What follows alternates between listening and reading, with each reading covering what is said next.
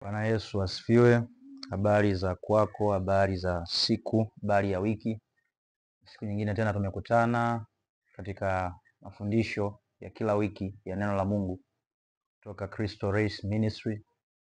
Mungu ni mwema, ametupa tena wiki nyingine kuendelea na kile kipindi ambacho tuliishia njiani, ile somo ambalo tuliliacha wiki iliyopita. Naamini umefuatilia, na kama hujafuatilia basi utapita kuangalia kwenye chaneli zetu na utaona hayo mafundisho hapo. Na kabla sijaendelea zaidi, basi nimshukuru Mungu kwa ajili ya kuendelea na pale ambako tumeishia wiki iliyopita. Naamini tuko pamoja. Karibu, nitamshukuru Mungu. Bwana Yesu, asante kwa wasaa huu ambao umetupatia tena. Tunalibariki na kulitukuza jina lako, maana ni wewe Mungu uliye hai na hakuna Mungu kama wewe. Pokea sifa, heshima na utukufu katika jina la Yesu.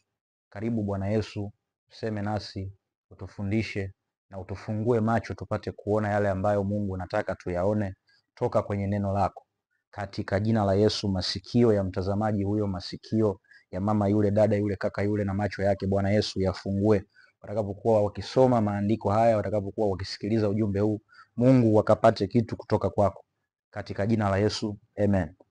Kwa jina naitwa Eliasi Bilegea, mwinjilisti na mwalimu, ila unaweza kaniita Eliasi natosha. Tunaendelea. Somo lilikuwa ni Mungu hutaka maongezeko katika maisha yetu. Ndio ilikuwa somo ambalo wiki iliyopita tulikuwa tunalitazama. Bwana asifiwe sana. Somo lilikuwa linasema Mungu hutaka maongezeko katika maisha yetu. Ndiyo kichwa cha somo. Na kwa utangulizi, kwa kukumbushia machache, tuliangalia maongezeko, tafsiri yake ya kawaida tu, kwamba ni hali ya mabadiliko. Hali ya mabadiliko kutoka hali ya chini au hali ya kawaida, ama kiuchumi, ama kielimu, ama kifamilia, na hata kiufahamu. Maana hayo maeneo yote tuliangalia. Kwa hiyo ni mabadiliko kutoka hali ya chini kwenda hali ya juu zaidi au hali bora zaidi. Kwa nini? Kwa sababu Mungu amekukusudia usibaki katika hali duni, kielimu, kiafya, kiuchumi, kifamilia, kila kona ya maisha yako. Mungu amekusudia usibaki kawaida, usibaki kwa namna ambayo hata yeye mwenyewe haimpi utukufu unapokutana na watu mbalimbali kwenye maisha yako. Kwa hiyo niligusia tafsiri ya maongezeko, nikagusia maeneo kadhaa, nimeyataja tena hapo: kiuchumi, kiafya, kifamilia, kielimu. Huko kote Mungu anataka uwe na maongezeko. Na tukasema kwamba kuna maeneo makubwa mawili ambayo Mungu anakusudia yawe na maongezeko. Ni upande wa kiroho na upande wa kimwili. Haya ndio maeneo makubwa mawili Mungu amekusudia uwe na maongezeko. Na nikasema kwa nini? Kwa sababu Biblia inasema katika kitabu cha Mwanzo sura ya 1 mstari wa 20, wa 22, wa 24, wa 27 na wa 28, kote Mungu anaongelea maongezeko. Anaongelea maongezeko kwa wanyama, anaongelea maongezeko kwa wanyama ndani ya maji, anaongelea maongezeko kwa binadamu, mwanaume na mwanamke waende wakazaliane, waongezeke. Lakini sio tu kuzaliana, kuongezeka kwa kuzaliana peke yake, hapana. Pia anawaambia kwenye huo mstari wa 27 na 28 waende wakatawale na kumiliki. Manake kutawala na kumiliki sio tu kutawala watoto na kumiliki watoto. Kutawala na kumiliki hata mali. Kutawala na kumiliki hata nyanja za kielimu. Kutawala, maongezeko, mafanikio. Kutawala, kumiliki. Mungu hayo yote anataka. Hapo ndiko ambako tuliishia wiki iliyopita. Sasa leo tunaenda kuangalia falme mbili. Wiki iliyopita nilisema tutaangalia falme mbili ambazo hizo falme mbili ndizo ambazo zinahusika kikamilifu duniani, ama watu wawe na maongezeko ama watu wasiwe na maongezeko. Falme mbili. Falme hizo mbili ni zipi? Kuna ufalme wa nuru na ufalme wa giza. Ufalme wa nuru na ufalme wa giza. Tutaanzia na ufalme wa nuru. Naamini utakuwa unaelewa kwa sehemu. Na kama uelewe basi tutaangalia hapo. Ufalme wa nuru ni upi? Ufalme wa nuru ni ufalme wa mbinguni. Ufalme wa nuru ndani yake una Mungu na malaika. Hiyo ni kitu ambacho kinaeleweka kabisa, hakina ugumu wowote. Ufalme wa nuru ni ufalme wa mbinguni. Ufalme wa nuru ni ule ufalme ambao Mungu na malaika wako ndani yake. Huo ufalme na wenyewe unataka maongezeko. Na kukumbusha, nilisema sura ya Mungu ndani ya mwanadamu au sura ya Mungu kwa mwanadamu ni roho. Biblia inasema Mungu alipulizia pumzi ndani ya udongo aliofinyanga. Baada ya kupulizia pumzi, ule udongo kawa nafsi hai. Kwa nini ulikuwa nafsi hai? Kwa sababu iliingia roho ya Mungu yenye uhai ndani yake, ndio maana ikawa nafsi hai. Kwa Mungu huyu ambaye aliweka roho yake, sehemu ya roho yake, sio roho yake yote, sehemu ya roho yake ndani ya udongo, ambaye ndio yule mwanadamu wa kwanza, ili awe nafsi hai. Hayo ni sehemu ya maongezeko. Na baada ya hapo hakuishia hapo, akachomoa ubavu, akamtengeneza mwingine. Hakuishia hapo, akawaambia enendeni mkazae mkaongezeke. Maana Mungu anakuonyesha kwamba hataki kudumaa, hataki kuwa kawaida, hataki kuwa na idadi chache. Hiyo kitu waga Mungu hakubaliani nayo. Bwana asifiwe sana. Ufalme wa nuru ni ufalme ambao ndani yake yuko Mungu na malaika. Na ufalme wa nuru ni ufalme ambao unahitaji maongezeko. Nimekwambia kuna falme mbili. Ufalme wa nuru wenyewe unahitaji maongezeko chanya. Ufalme wa nuru unahitaji maongezeko chanya. Tutakwenda kwenye maandiko. Ufalme wa nuru unahitaji maongezeko chanya. Hiyo ni pointi ya kwanza ya ufalme wa nuru. Zingatia, nimekwambia kuna maeneo makubwa mawili ambayo falme zote, ufalme wa nuru na ufalme wa giza, unataka maongezeko. Ufalme wa nuru, moja ya maongezeko ambayo wanayataka au Mungu anayataka, ufalme wa nuru unayahitaji kuyaona duniani ni maongezeko chanya. Tutasoma kitabu cha Luka sura ya 15 mstari wa 7. Kitabu cha Luka sura ya 15 mstari wa 7. Nitasoma. Sikiza Biblia inavyosema. Biblia inasema, nawaambia vivyo hivyo kutakuwa na furaha mbinguni kwa ajili ya mwenye dhambi mmoja atubuye, kuliko kwa ajili ya wenye haki 99 ambao hawana haja ya kutubu. Alafu nitasoma na mstari wa 10. Luka sura ya 15 mstari wa 10. Biblia inasema, nawaambia vivyo hivyo kuna furaha mbele ya malaika wa Mungu kwa ajili ya mwenye dhambi mmoja atubuye. Niliongea wiki iliyopita kwamba Shetani anafurahia watu ambao wanatenda dhambi duniani kwa sababu ni maongezeko kwenye ufalme wake. Tutayaangalia hayo maongezeko ni maongezeko ya aina gani. Ufalme wa nuru na wenyewe unahitaji maongezeko chanya. Maongezeko yake ni haya. Luka 15:7, 15:10. Umeona kwamba mbinguni wanafurahia mtu mmoja akiacha njia zake mbaya na kumgeukia Kristo.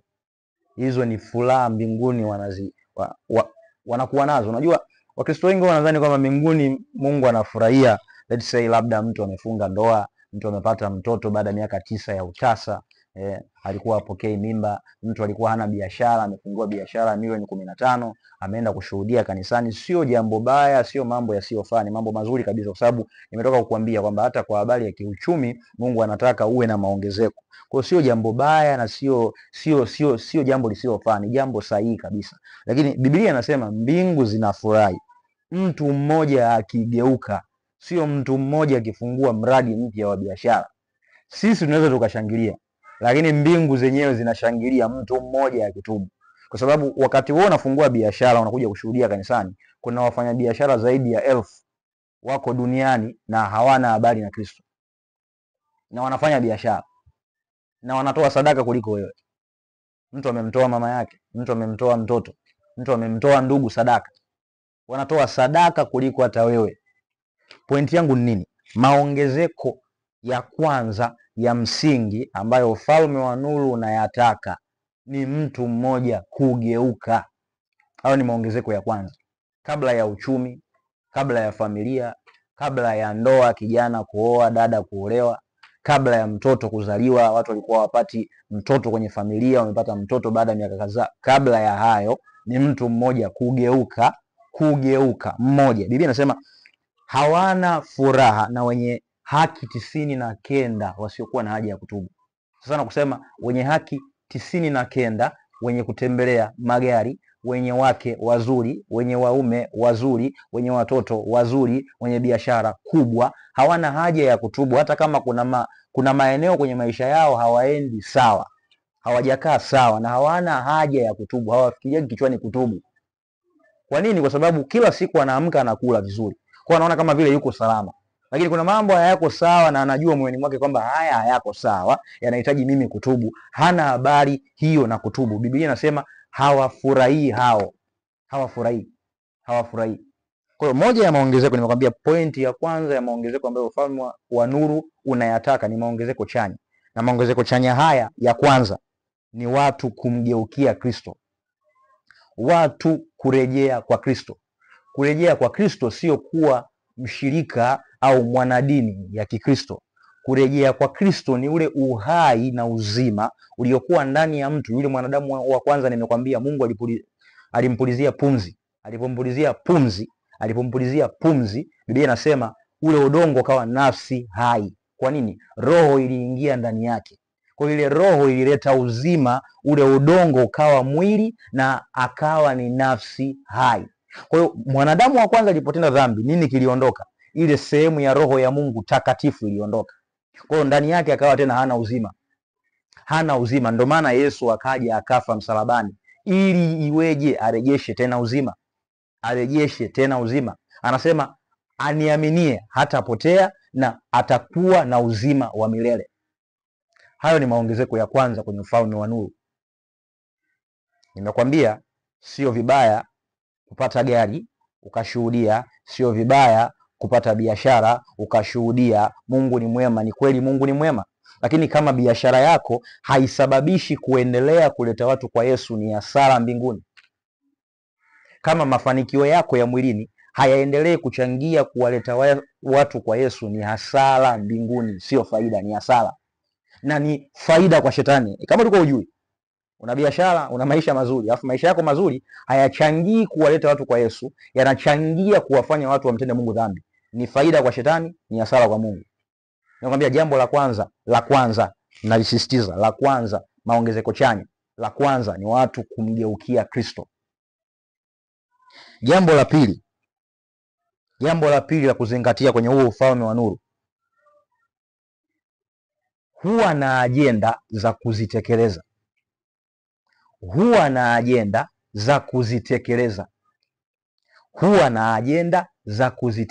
Mathayo sura ya 6 mstari wa 33. Mathayo sura ya 6 mstari wa 33. Mathayo 6:33. Sikia Biblia inavyosema. Biblia inasema, sikiza kwa makini: bali utafuteni kwanza ufalme wake na haki yake, na hayo yote mtazidishiwa. Utafuteni kwanza ufalme wake na haki yake, na hayo yote mtazidishiwa. Nisikilize kwa makini. Hajasema usiende kazini, hajasema usiamke ukafungua biashara ili upate kuuza bidhaa yako. Amesema utafute kwanza ufalme wa Mungu na haki yake. Maanake ni nini? Nimekwambia kama una biashara na biashara yako haisaidii kuleta maongezeko katika ufalme wa nuru ama kuleta watu kwa Yesu kwa namna yoyote. Unajua sio kila mtu atakuja kwa Yesu kwa sababu tumemwambia Yesu ni Mwokozi, njoo kwa Yesu, njoo kwa Yesu. Kuna mtu anakuja kwa Yesu kwa nini? Kwa sababu wewe ni mwaminifu. Mteja anaposahau chenchi unaihifadhi, akija unampa. Sasa niambie, mara ngapi wateja wamesahau chenchi ukaiminya? Mara ngapi? Biashara yako inasaidia kuleta faida katika ufalme wa nuru au inasaidia kuleta faida katika ufalme wa giza? Maanake kama wewe unasema umeokoka, unasema una Yesu na biashara, mteja amesahau chenchi, umeuza bidhaa, amesahau chenchi, alafu ile chenchi pengine hata hajafika mbali, badala ya kumuita bwana umesahau chenchi yako, humuiti, unamnyamazia aende. Na pengine wewe, inawezekana wewe ni mtu yule ambaye umeokoka. Je, hiyo biashara yako inamsema Yesu au inamsema shetani? Maana Biblia haisemi Yesu ni mwizi. Nilikusomea wiki iliyopita Yohana sura ya 10 mstari wa 10. Mwivi haji, ila mwivi akija sababu zake za msingi ni hizi: kuharibu, kuchinja, kuua. Hizo ndio sababu zake za msingi. Hizo ndio sababu zake za msingi. Mwizi akija, Yesu akija, yeye analeta uzima, analeta haki, analeta uaminifu. Nimekwambia ufalme wa nuru una ajenda za kuzitekeleza.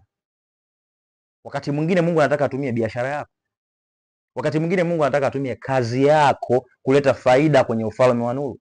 Sasa niambie, kazi yako inaleta faida kwenye ufalme wa nuru au inakupa faida wewe, alafu baada ya wewe na familia yako faida kwa shetani? Kwa Mungu ni hasara. Okay. Bidhaa zako, bei unayouza ni kweli ni ile sahihi ya kuuza?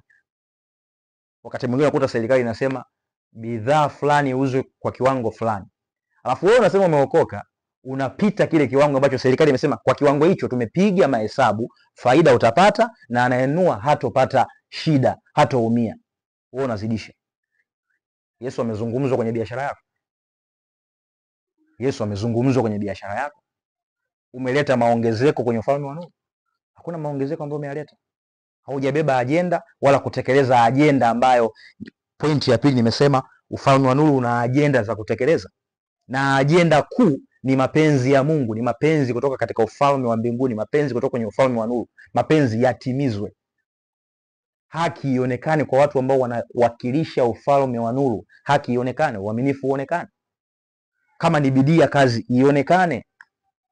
Wengine wanauza bidhaa ndani ya kampuni au wanafanya shughuli mbalimbali au mahesabu ya fedha ndani ya kampuni, alafu wanapofunga mahesabu wanaiba na hela kidogo, na wewe uko pale na wewe unashiriki kuiba hela.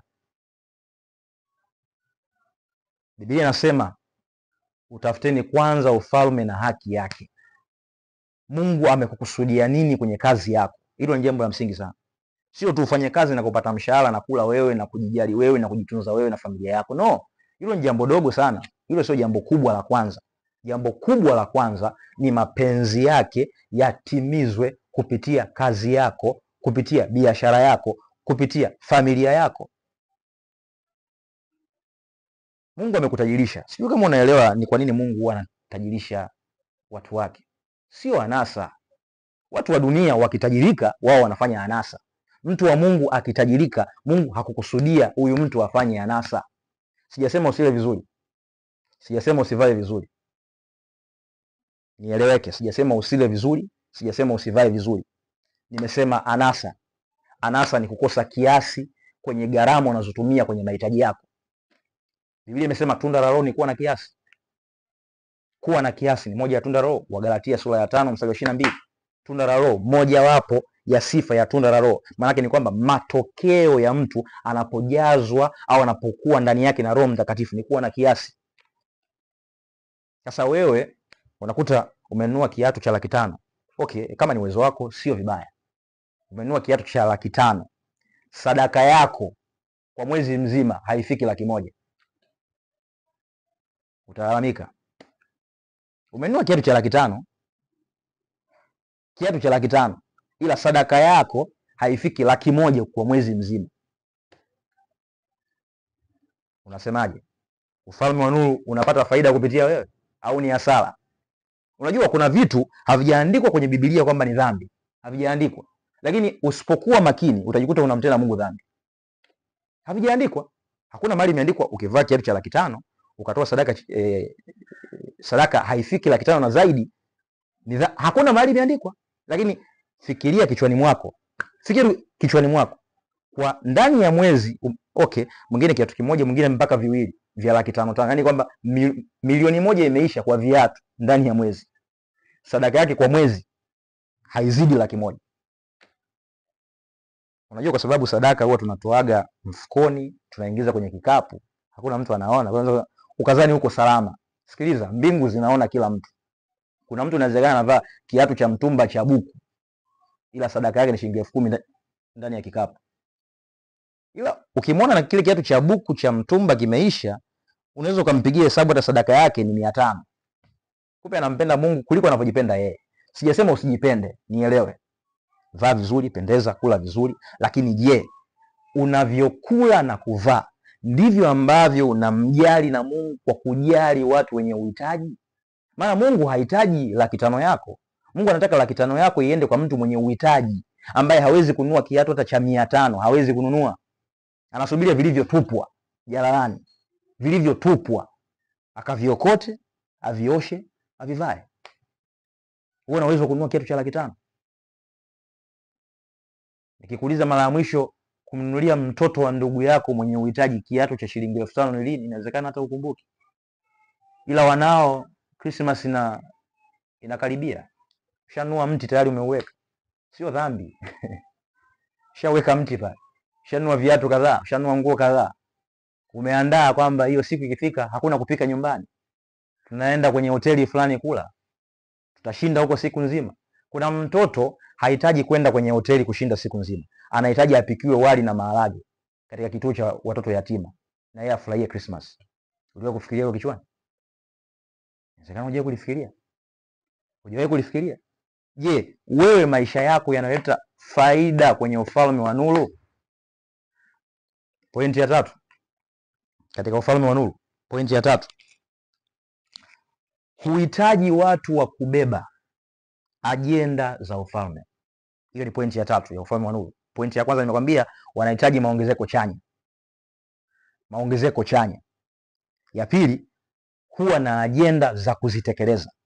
Ya 3, hizo ajenda huhitaji watu wa kuzibeba. Kila ufalme uko hivyo. Nimekwambia tutagusa na ufalme wa giza. Tuko ufalme wa nuru kwanza. Pointi ya 3, huhitaji watu wa kubeba ajenda za ufalme. Nimetolea mfano hapa muda sio mrefu. Una biashara, una kazi. Yesu huwa anaonekana kwenye biashara yako na kazi yako. Wenzako wanaiba fedha ndani ya kampuni. Wewe huwa uibi au na wewe unajiunga nao? Ukijiunga nao nadhani umeleta faida katika ufalme wa mbinguni au umeleta faida katika ufalme wa giza. Na unakuwa umebeba ajenda ya nani? Uelewe. Mwanadamu ni mbeba ajenda kutoka katika falme mbili mojawapo. Ama wewe umechagua ama wao wamekuchagua. Yote mawili waga yapo. Ama wao wanakuchagua ama wewe unachagua wapi utumikie. Ukichagua wanakupa uwezo wa kutumika. Wakikuchagua pia wanakupa uwezo wa kuwatumikia. Uhitaji watu wa kubeba ajenda. Marko sura ya 16 mstari wa 15. Marko sura ya 16 mstari wa 15. Marko sura ya 16 mstari wa 15. Sikia Biblia inavyosema. Biblia inasema akawaambia wakina nani? Wale wanafunzi wake. Walikuwa ni watu. Akawaambia, enendeni ulimwenguni mwote mkaihubiri injili kwa kila kiumbe. Injili ni moja ya ajenda yake. Nimekwambia watu kutubu na kuacha dhambi na kumgeukia Kristo. Kutubu na kuacha dhambi, kumgeukia Kristo sio kuwa mwanadini ya Kikristo. Ni kutembea ndani ya mapenzi ya Mungu. Tumesoma Mathayo 6:33 kwamba utafuteni ufalme wake na haki yake. Haki yake ni mapenzi yake. Kutembea ndani ya mapenzi yake. Kutembea ndani ya mapenzi yake ndiyo haki yake. Moja ya mapenzi yake ni watu kumjua Kristo. Ni moja ya mapenzi yake, moja ya haki zake, moja ya malengo ya ufalme wa nuru, ufalme wa mbinguni, ama Mungu aliye hai mtakatifu Yesu Kristo. Ni moja ya malengo yake. Bwana asifiwe sana. Bwana asifiwe. Enendeni ulimwenguni mote mkaihubiri injili kwa kila kiumbe. Mkaihubiri injili kwa kila kiumbe. Hiyo ni ajenda. Na aliwaambia wabeba ajenda ambao ni watu. Na hawa watu katika kitabu cha Matendo ya Mitume anawaambia mstoke Yerusalemu mpaka mtakapopokea nguvu. Nimetoka kukuambia muda sio mrefu kwamba ufalme wa giza ama wa nuru unampa nguvu anayebeba ajenda ili kutekeleza ajenda. Ukienda bila nguvu hakuna kitu unaweza fanya. Ufalme wa giza waga huko makini sana katika hilo eneo. Naposema huko makini manake watu wake wabeba ajenda wako makini. Ila wabeba ajenda wengi wa ufalme wa nuru waga hawaelewani. Unadhani unaweza ukaenda tu ukatekeleza kwa sababu umeenda umetokea sehemu husika, umeenda umefanya. No. Lazima ubebe nguvu. Yesu anawaambia msitoke Yerusalemu mpaka aje Roho Mtakatifu, na akija mtapokea nguvu. Mtapokea nguvu akisha kuajilia juu yenu huyo Roho Mtakatifu. Hapa Marko tunaonyeshwa wanaambiwa enendeni mkahubiri injili. Maana kuhubiri injili ni ajenda ya ufalme wa nuru, na wabeba ajenda ni hawa wanafunzi. Wanafunzi wakahubiri, wakawaachia wale ambao waliwaacha hai, kanisa likahubiri, wakahubiriwa mpaka leo dunia nzima injili imesambaa. Ni kwa sababu watu walikuwa tayari kubeba ajenda, kwa sababu ufalme wa nuru ulikuwa una watu na unahitaji watu na una ajenda. Kwa hiyo watu wanabebeshwa ajenda wazitekeleze. Bwana asifiwe sana. Zaburi 68:11. Nataka nisome kwanza ile andiko alafu tuangalie ufalme wa giza. Zaburi 68 mstari wa 11. Zaburi 68 mstari wa 11. Biblia inasema Bwana analitoa neno lake. Sikiliza kwa makini sana. Wanawake watangazao habari ni jeshi kubwa. Wanawake wanaotekeleza ajenda ya injili ni jeshi kubwa. Sio tu mwanamke, anayetekeleza ajenda. Nimekwambia sio kila mtu atasimama jukwaani kuhubiri injili. Kuna mwingine atahubiri injili kupitia kazi yake, kupitia biashara yake.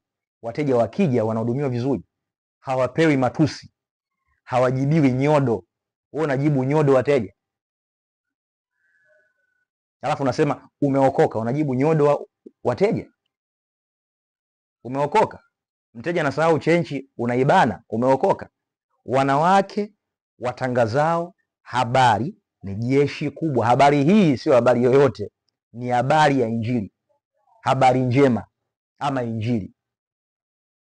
Bwana asifiwe sana. Tuangalie ufalme wa giza.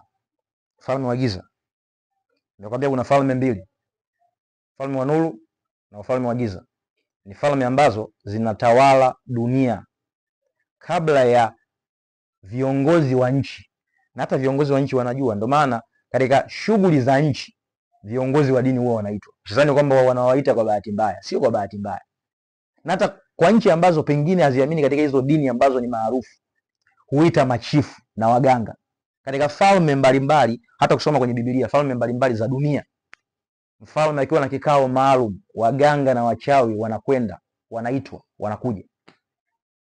Habari ya Nebukadreza, kama umesoma kwenye Biblia, anaota ndoto, anawaita wakina nani? Watu ambao wana connection, watu ambao wana mawasiliano na ulimwengu wa roho, waganga na wachawi, kwa sababu anajua nafasi yao kwenye masuala ya uongozi wa nchi. Anajua nafasi yao. Kwa hiyo usitake kupuuza kwamba unaishi duniani mali no, na maongezeko. Zingatia somo letu, Mungu hutaka maongezeko katika maisha ya watu, na hayo maongezeko yanahusika 100%, yanaunganika 100% na ulimwengu wa roho. Na ulimwengu wa roho nimekwambia una pande mbili, ufalme wa nuru na ufalme wa giza. Kwa hiyo maongezeko yoyote yawe maongezeko chanya ambayo tumeshatoka kuyaangalia kwenye ufalme wa nuru. Sasa tunaingia ufalme wa giza. Ufalme wa giza tutaangalia kwa habari ya maongezeko hasi, na yenyewe ni maongezeko, sio kama sio maongezeko, ni maongezeko, ila ni maongezeko hasi. Ulielewe hilo. Nebukadreza anajua nafasi ya waganga na wachawi. Farao, Musa anaenda na miujiza yake, Mungu amempa na fimbo ya kubadilika kuwa nyoka. Farao anaambia, sikiliza, hata mimi nina waganga na wachawi. Wakatupa fimbo na zenyewe zikageuka nyoka. Kwa anajua nafasi ya watu ambao wana mawasiliano na ulimwengu wa roho. Yaani kwamba maongozi ya kinchi popote pale duniani, usidanganyike kwamba ni watu tu wanakaa ofisini na makaratasi. Sio kweli, sio kweli. Lazima watu wa kiroho wahusike. Yaani hiyo ni lazima, watu wa kiroho wahusike, ama wakiwa rasmi wanatambulika ama sio rasmi, lazima wahusike. Bwana asifiwe sana. Ufalme wa giza wenyewe ndani yake yumo shetani na malaika zake. Zingatia, shetani alikuwepo mbinguni, akafukuzwa, akaondolewa na Mungu mwenyewe. Kwa nini? Kwa kitu kimoja kinaitwa kiburi.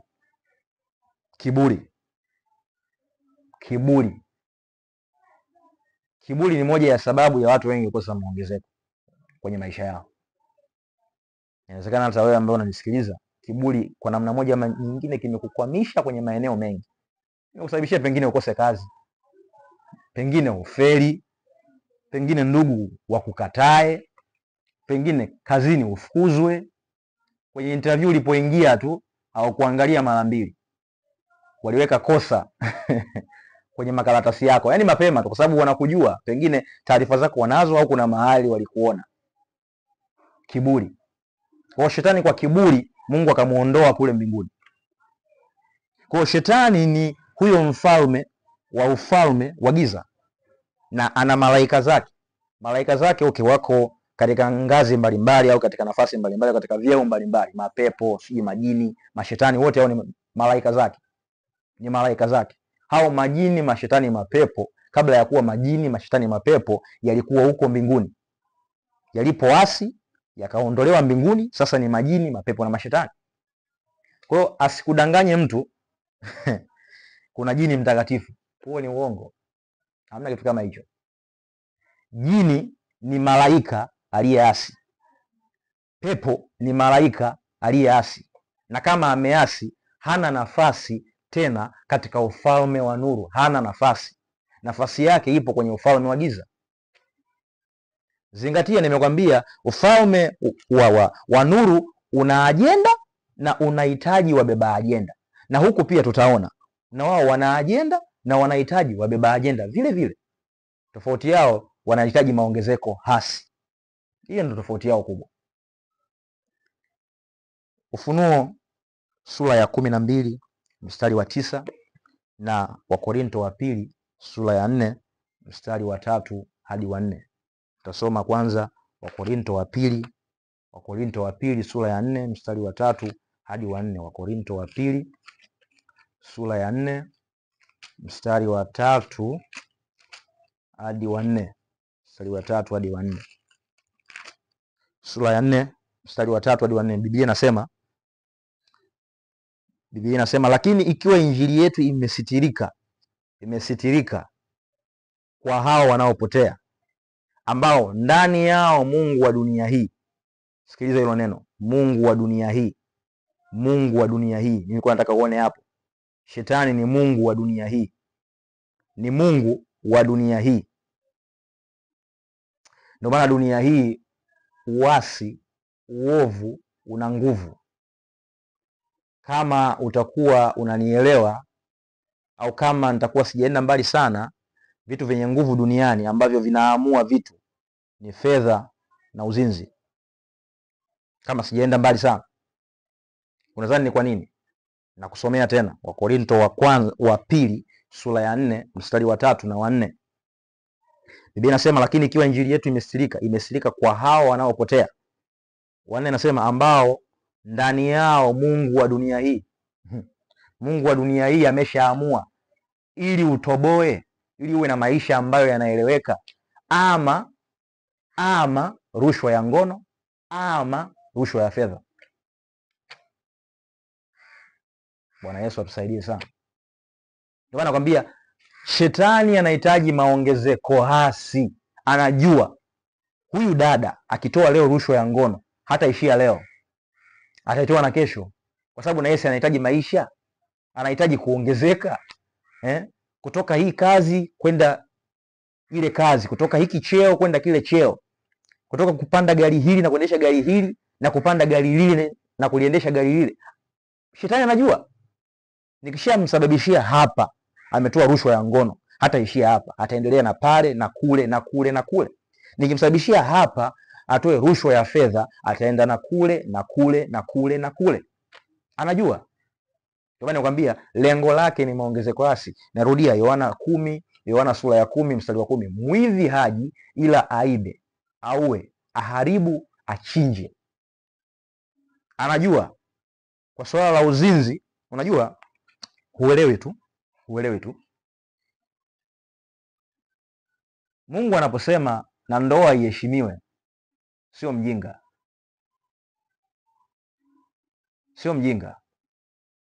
Na ndoa iheshimiwe, sio mjinga. Hamaanishi na sherehe ya harusi iheshimiwe. Sicho hicho ambacho anajimaanisha. Hamaanishi sherehe ya harusi. Hamaanishi mashera na masuti na suti ambazo zitavaliwa ndani ya ukumbi ziheshimiwe. No. Anamaanisha tendo la ndoa na liheshimiwe. Ile ni ibada. Na ndio maana shetani ameweka hapo mtego, rushwa ya ngono. Anajua hii ni ibada, na nakamata wengi, nakamata kizazi na kizazi kutokea hapa. Anajua. anajua. Kwa hiyo unaweza kuwa unachukulia kawaida. Okay, inawezekana ulikuwa hujui. Sasa ndo ninakwambia ujue kwamba hiyo rushwa ya ngono, athari ambayo inatokea hapo ni kizazi kwa kizazi, ni kizazi kwa kizazi. Kuna mabinti tunakutana nao, nakwambia kaka, mimi sielewi, najikuta tu ninawaza wanaume. Ana umri mdogo, lakini anawawaza wanaume, manake anawataka alale nao akiwa na umri mdogo, na haelewi ni kwa nini. Yani anasikia hiyo kiu kubwa kwenye mwili, haelewi ni kwa nini. Kumbe wako ndugu ama wazazi pengine ama babu na bibi walifanyaga huo mchezo, waliona ni kawaida. Wako watu nakuta mume anamwambia mke kwamba hebu tengeneza njia, sio mbaya mara moja kutoa rushwa ya ngono, sio mbaya, sio mbaya. Huelewi. Biblia inasema hivi, Biblia inasema hivi katika kitabu cha Kumbukumbu la Torati, ni kusomea na kuonyesha tu maongezeko hasi ya shetani. Usichukulie kawaida. Shetani Biblia inamsema ni mwerevu, ni kiumbe mwerevu, kiumbe mwenye akili, anayecheza na akili za binadamu. Binadamu anaona ni leo tu, baada ya leo si unakuwa tena mke wangu, tunaendelea na maisha. Kumbe kizazi ambacho kitazaliwa kupitia huo mlango uliotumika kutoa rushwa ya ngono wataathirika na hiyo kitu, hawaelewi. Subiri nikusomee Kumbukumbu la Torati, Kumbukumbu la Torati sura ya Kumbukumbu la Torati sura ya 30, sura ya 30 mstari wa 19. Sikiliza Biblia inavyosema, sikiliza Biblia inavyosema: nazishuhudiza mbingu na nchi juu yenu hivi leo, kuwa nimekuwekea mbele yako uzima na mauti, baraka na laana. Uzima na mauti, baraka na laana. Basi chagua uzima. Yaani Mungu aliyekuwekea uzima na mauti, baraka na laana. Yaani uzima unaambatana na baraka, mauti inaambatana na laana. Anakwambia chagua uzima, kwa sababu anajua ukichagua mauti haitaishia kwako, itaenda kizazi na kizazi na kizazi na kizazi, mpaka atakapotokea mtu mmoja ndani ya hicho kizazi aamke aseme sasa hii shida basi ndani ya familia. Mungu uko wapi wa kweli utusaidie tutoke kwenye hili tatizo? Anasema basi chagua uzima ili uwe hai wewe na uzao wako. Mungu anaelewa. Ukichagua uzima unakuwa hai wewe na uzao wako. Manake kinyume chake, ukichagua mauti unakuwa mfu wewe na uzao wako.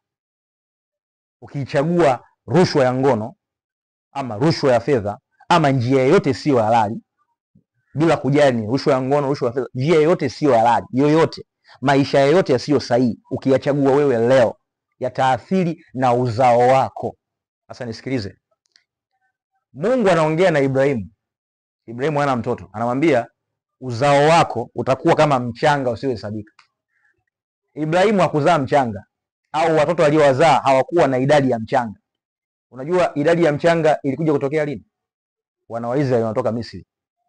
Yaani Ibrahimu anamzaa Isaka, hakuwa na watoto wengi. Alikuwa na Isaka na Ishmaeli aliyezaa na Hajiri, wawili tu. Ila Mungu alimwambia uzao wako. Hapo alikuwa hana mtoto, Mungu anamwambia uzao wako utakuwa mwingi kama mchanga. Nataka nikuonyeshe uzao huo mwingi kama mchanga ulitokea lini, ili unielewe. Mungu anaposema kizazi anamaanisha ni kwa muda gani, uelewe. Kutoka Ibrahimu mpaka Isaka. Isaka anazaa watoto wawili, Yakobo na Esau. Hicho kizazi kama mchanga bado hakijatokea. Yakobo anazaa watoto 12 wa kiume na mmoja wa kike. Watoto 12 wa kiume anasafiri nao kwenda Misri, baada ya Yusufu ndugu yao kumuuza utumwani. Njaa imewapiga kule walikokuwa, wanaenda Misri kwa ajili ya kupata chakula. Wanafika kule wanakutana na Yusufu kwamba bado yuko hai. Wale watoto 12 wa kiume wakawa ni makabila 12 ya taifa la Israeli. Hawa watoto wakati wanatoka hawakuwa wengi kihivyo. Hawakuwa wengi kihivyo. Walikuwa na wake na watoto, lakini hawakuwa wengi kihivyo. Wameenda Misri, wamekaa Misri, wamepewa sehemu inaitwa Gosheni, wakazaliana na kuzaliana baada ya miaka 400 ya utumwa. Nielewe, miaka 400 ya utumwa. Miaka 400 ya utumwa. Wanatoka kule taifa. Hiyo miaka 400 ni ya kwao ya utumwa. Hatujapiga hesabu ya miaka ya Ibrahimu mpaka Isaka mpaka Yakobo na watoto wake, hatujapiga hiyo miaka. Kwa hiyo uzao kuwa kama mchanga tuseme kwa makadirio ni baada ya miaka 500. Kwa hiyo Ibrahimu anachagua uzima, Mungu anamwambia na uzao wako utakuwa hai, maanake ni baada ya miaka 500 kwa makadirio ya haraka haraka. Kwa makadirio ya haraka haraka ni baada ya miaka 500 kwa makadirio ya haraka haraka. Miaka 400 ya utumwa na miaka 100 tu ya Ibrahimu, achana na miaka ya Yakobo, achana na miaka ya Isaka. Kwa hiyo baada ya miaka 500 na ndo uzao mwingi kama mchanga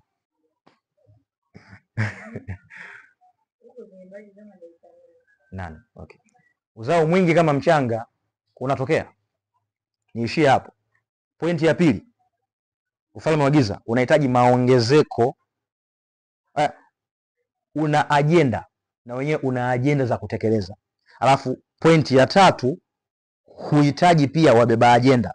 Sasa niangalie kwa haraka haraka moja ya mbeba ajenda, kwa haraka haraka moja ya mbeba ajenda ambaye Biblia inamsema katika ufalme wa giza. Unajua Injili ni habari njema, ni uwezo wa Mungu uletao wokovu.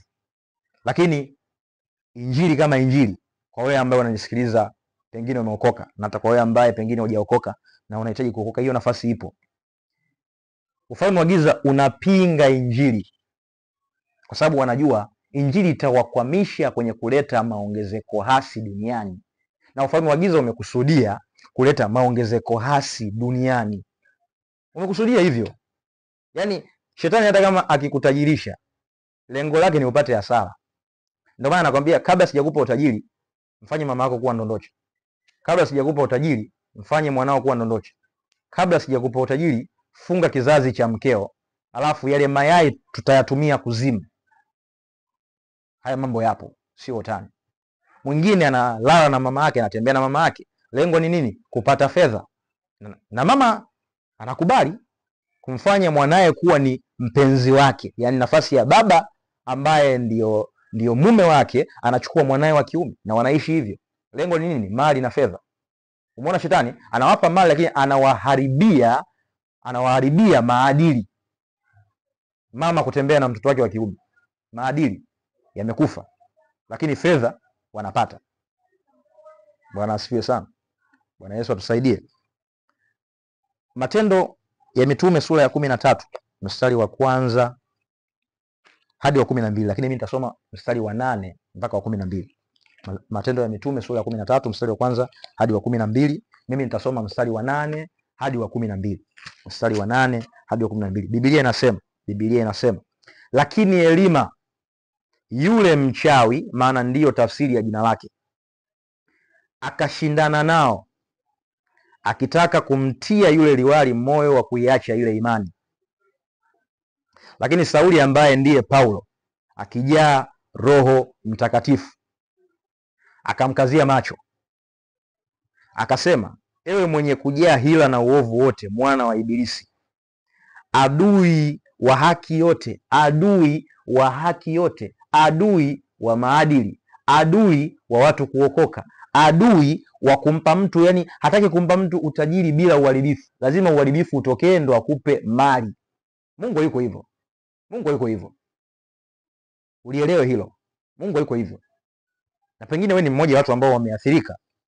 Una utajiri lakini unajua uharibifu ambao unaendelea ndani ya familia yako kupitia huo utajiri. Ndio maana Yesu alikufa msalabani kwa ajili yetu, na wewe ukiwa mmoja wapo unamhitaji Yesu, kwa sababu mali hazitakupa uzima wa milele. Zingatia, kuna kifo. Kifo hakizuiliwi na fedha ambazo ziko ndani ya akaunti. Akiba ya nyumba za kupangisha ulizonazo, magari, hayazuii kifo na hayakupi uzima wa milele. Uelewe hilo. Akasema, ewe mwenye kujaa hila na uovu wote, mwana wa Ibilisi, adui wa haki yote, huachi kuzipotoa njia za Bwana zilizonyooka? Basi angalia, mkono wa Bwana juu yako, nawe utakuwa kipofu usilione jua kwa muda. Mara kiwi kikamwangukia na giza akazunguka kumtafuta mtu wa kumshika mkono na kumuongoza. Ndipo yule liwali alipoyaona yaliyotendeka akaamini, akistaajabu mafundisho ya Bwana.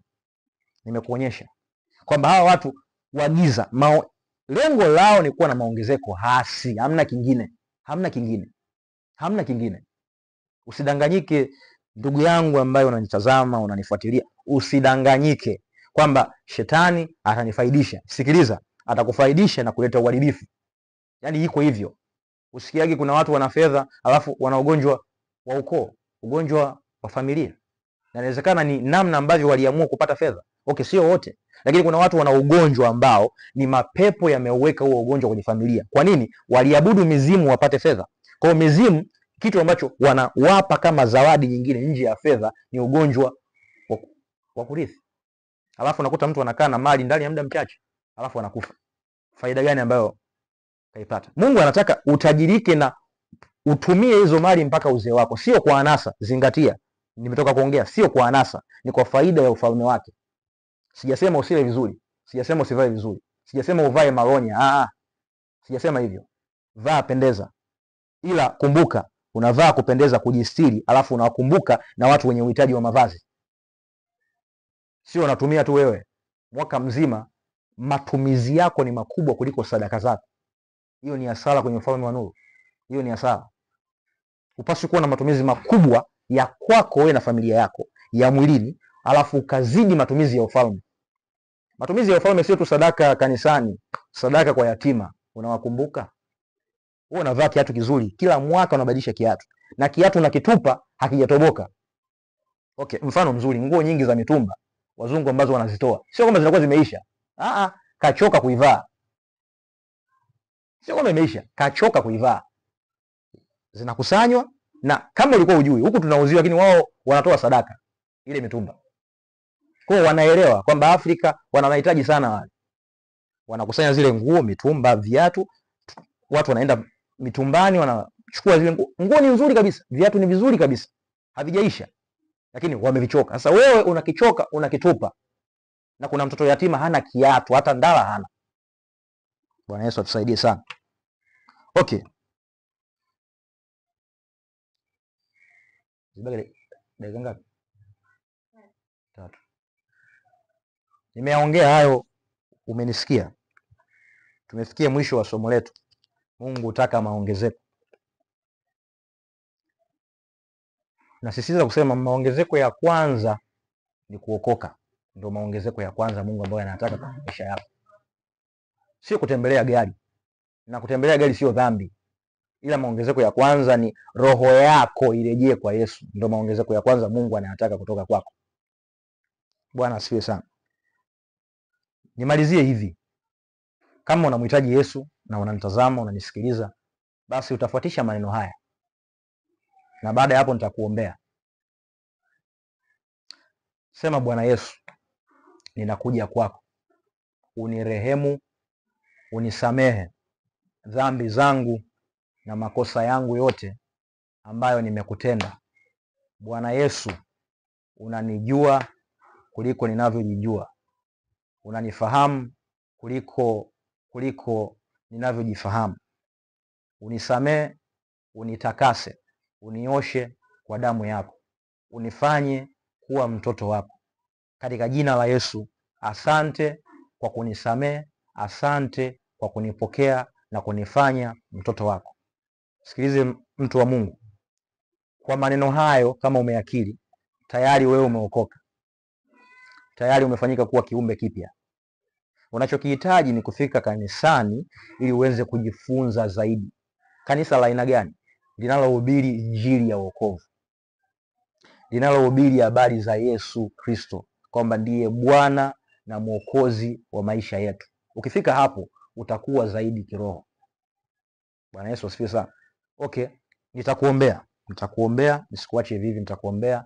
Baba, katika jina la Yesu, asante kwa mtu huyu ambaye amegeuka, amekufuata wewe, amekugeukia wewe, ameona kuwa wewe ni Mungu naye mpenda, ni Mungu mwenye upendo na maisha yake. Ndio maana ukafa msalabani wewe Yesu, ili yeye apate kuokolewa. Katika jina la Yesu, katika jina la Yesu. Bwana Yesu, mkumbuke, umsaidie maisha yake anapotembea. Roho Mtakatifu umsaidie, atembee katika usahihi wako, atembee katika mapenzi yako, katika jina la Yesu, amen. Usisahau kutufuatilia katika Kristo Race Ministry, lakini pia katika chaneli yangu ya YouTube Biligea Channel. Mafundisho haya utayapata pale. Mungu akubariki sana.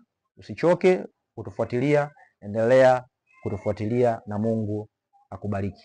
Amen.